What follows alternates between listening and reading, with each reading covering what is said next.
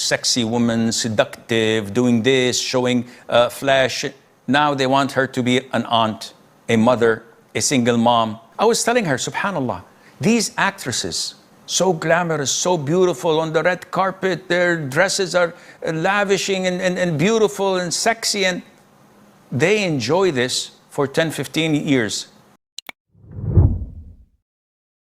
Muhammad from Sri Lanka. Hello, alaikum. Alhamdulillah.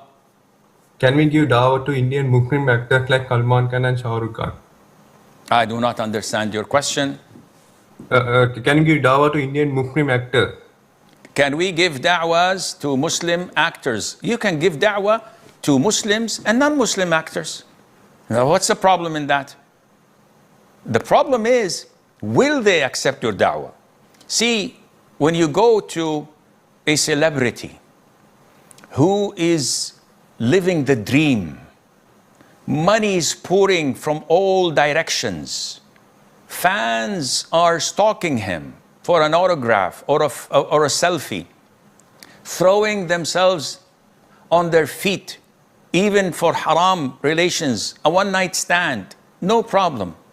And they have the power to talk to prime ministers and to presidents and to influential people.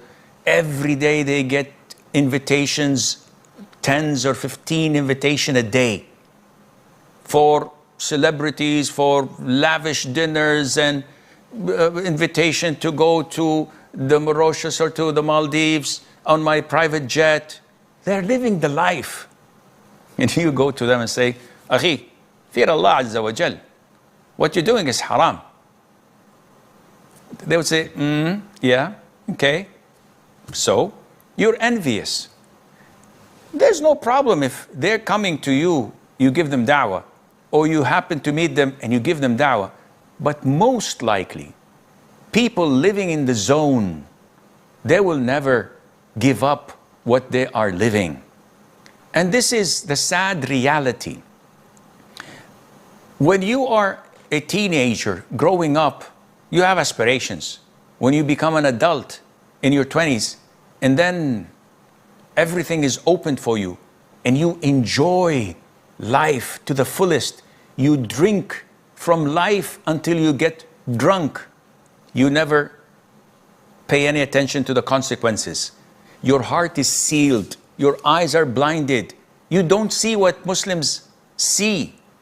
And that is why it's so sad when you see beautiful actresses. I was talking with my wife the other day. Of course, I got a black eye afterwards because I gave some names. But nevertheless, I was telling her, subhanallah, these actresses, so glamorous, so beautiful on the red carpet, their dresses are lavishing and beautiful and sexy, and they enjoy this for 10, 15 years.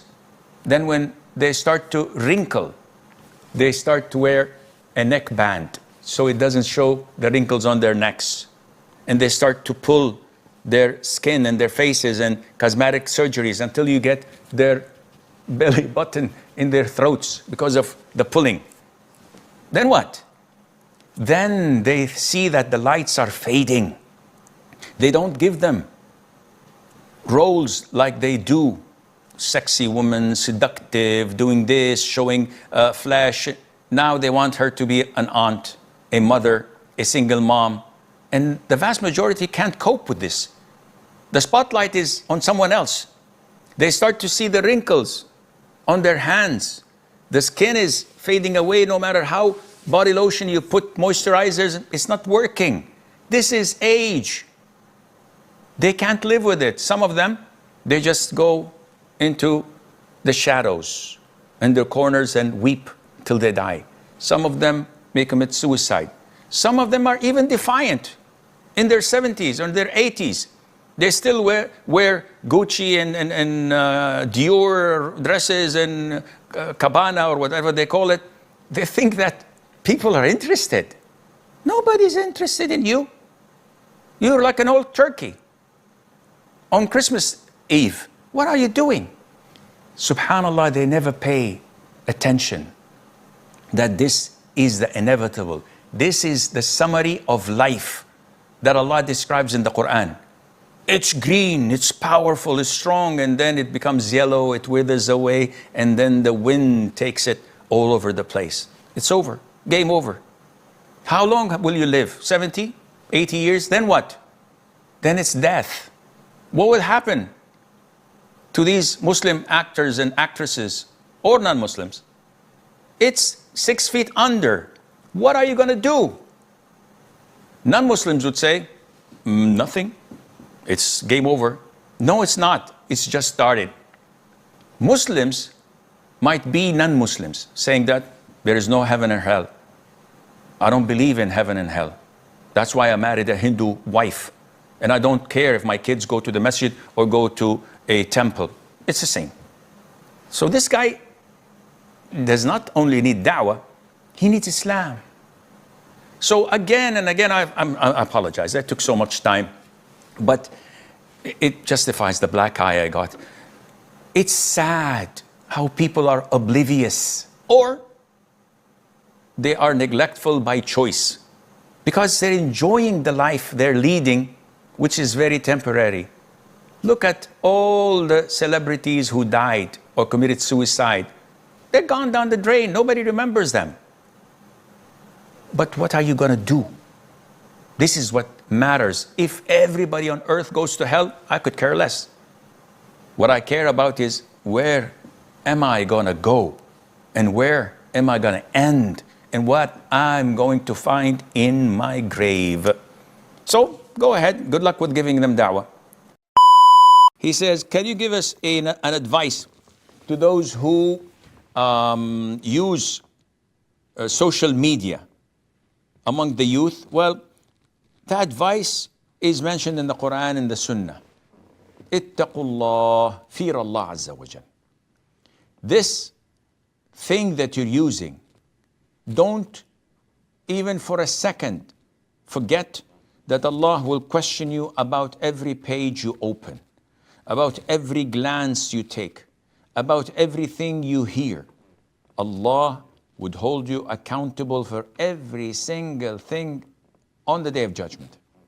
So imagine if you waste your time 5 hours, some 8 hours a day, watching Instagram, Snapchat, Twitter, Facebook, the whole 9 years, TikTok, then what happens? You waste so much time and you gain so many sins, and this is the easy part. What's worse is that you are darkening your heart. It's becoming dark, stiff, and hard. That's why you're not finding the taste and the sweetness of salat, of dua, of reading the Quran. That's why you're always depressed, always fed up and bored. That's why you look for new things and nothing seems to be helping except digging yourself and burying yourself under more and more browsing of such social media platforms. And this is a very negative sign because lots of the Muslims who are drowned in such things soon would end up leaving the fold of Islam, unfortunately. So, just a reminder. Akhi, use the social media platforms as long as there is no sin, and don't put a limit to the time. But in return, whatever time you spend on it, spend equal time on reading the Quran or offering tahajjud prayers. You will find that, whoa, you gotta be kidding. How long do you open the Quran every day? Oh, Sheikh, I'm ashamed, wallahi, I don't know what to say. No, talk to me. Nobody's listening. Wallah, Sheikh, I open Quran only in Ramadan.